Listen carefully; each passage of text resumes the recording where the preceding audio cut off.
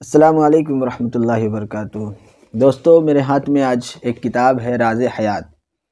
اس کے لکھنے والے ہیں مولانا وحید الدین خان صاحب، اور آج میں اس کتاب سے ایک صفحہ پڑھ کر کے آپ کو سناتا ہوں، جس سے ہمیں بہت کچھ سمجھنے کا موقع ملے گا۔ عنوان ہے اعتبار پیدا کیجیے۔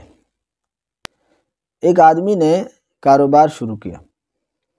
اس کے پاس مشکل سے چند سو روپے تھے، زیادہ پیسے نہیں تھے، چند سو روپے تھے۔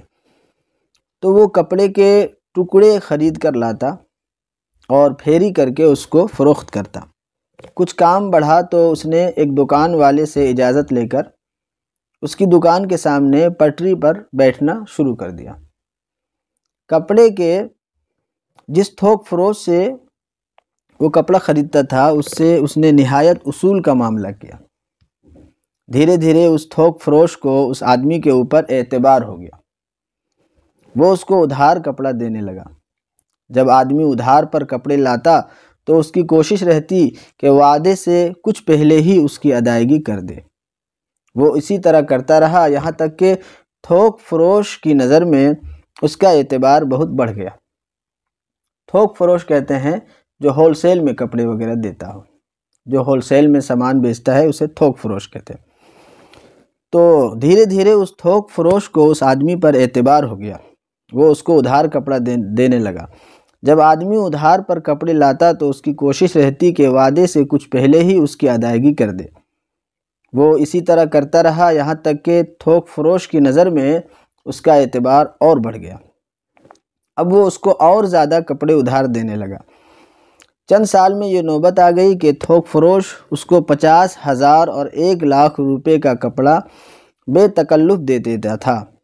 وہ اس کو اس طرح مال دینے لگا جیسے کہ وہ اس کے ہاتھ نقد فروخت کر رہا ہو۔ اب آدمی کا کام اتنا بڑھ چکا تھا کہ اس نے ایک دکان لے لی، اور دکان بھی اس نے نہایت اصول کے ساتھ چلائی۔ وہ تیزی سے بڑھتا رہا، یہاں تک کہ وہ اپنے شہر میں کپڑے کے بڑے دکانداروں میں شامل ہو گیا اور اس کا شمار کیا جانے لگا۔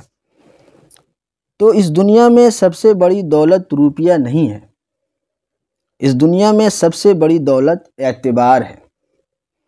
اعتبار کی بنیاد پر آپ اسی طرح کوئی چیز لے سکتے ہیں جس طرح نوٹ کی بنیاد پر کوئی شخص بازار سے سامان خریدتا ہے۔ تو اعتبار ہر چیز کا بدل ہے۔ اعتبار یعنی کریڈٹ، آپ کا کریڈٹ۔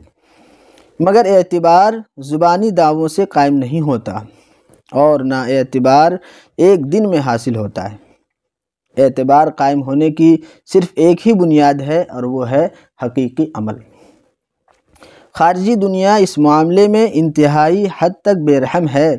لمبی مدت تک بے داغ عمل پیش کرنے کے بعد ہی وہ وقت آتا ہے کہ لوگ آپ کے اوپر وہ اعتبار قائم کریں جو اعتبار مذکورہ تھوک فروش نے ایک پھیری والے کے اوپر قائم کیا تھا۔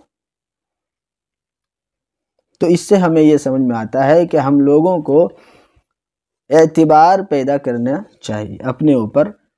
ہمارا عمل ایسا ہو کہ جس عمل کے ذریعے سے لوگ ہم پر اعتبار کرنے لگے، ہم پر بھروسہ کرنے لگے۔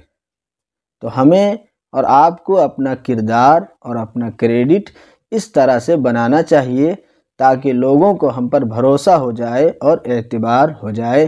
یہ ایک بہت بڑی دولت ہے۔ اللہ ہم سب کو توفیق عطا فرمائے۔